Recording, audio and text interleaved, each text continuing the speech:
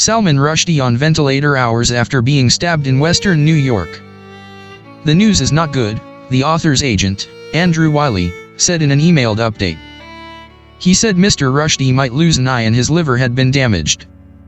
The celebrated author, who has long faced death threats, was stabbed in the neck and abdomen by a 24-year-old New Jersey man.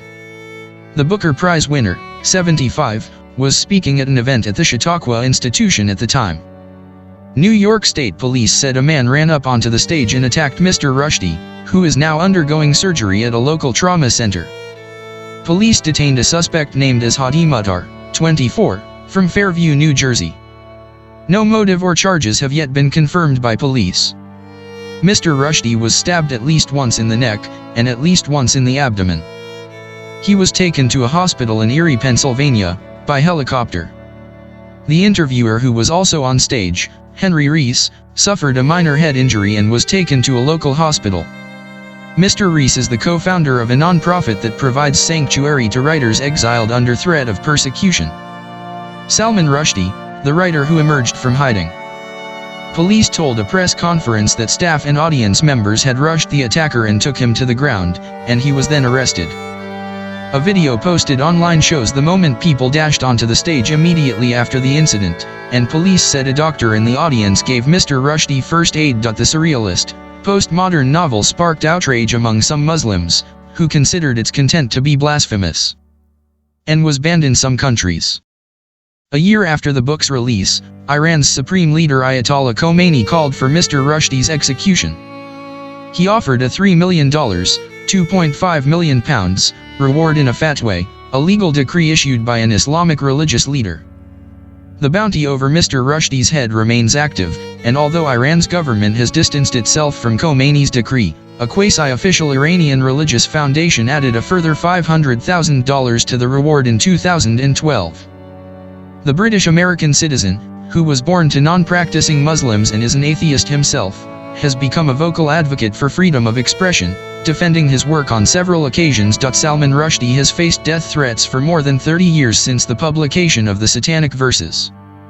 Mr. Rushdie said the main thrust of his novel was to examine the immigrant experience, but some Muslims were offended by portrayals of the Prophet Muhammad and the questioning of the nature of the revelation of the Quran as the Word of God. The Satanic Verses was banned first in the author's country of birth, India, and then several other countries before Iran's Ayatollah Khomeini issued his infamous fatwa. The fatwa called for the killing of anyone involved in the publication of the book and offered rewards to those who took part in the murders. That fatwa has never formally been rescinded.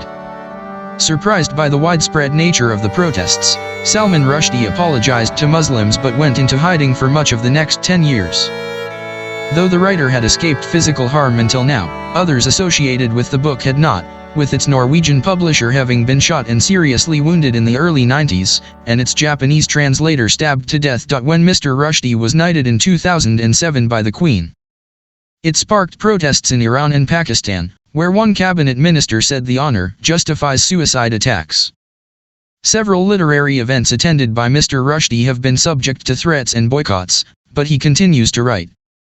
His next novel, Victory City, is due to be published in February 2023. His appearance at the Chautauqua Institution event, in Western New York, was the first in a summertime lecture series hosted by the non-profit organization. UK Prime Minister Boris Johnson tweeted, appalled that Sir Salman Rushdie has been stabbed while exercising a right we should never cease to defend. Writer and graphic novel creator Neil Gaiman said he was shocked and distressed by the attack on his friend and fellow writer.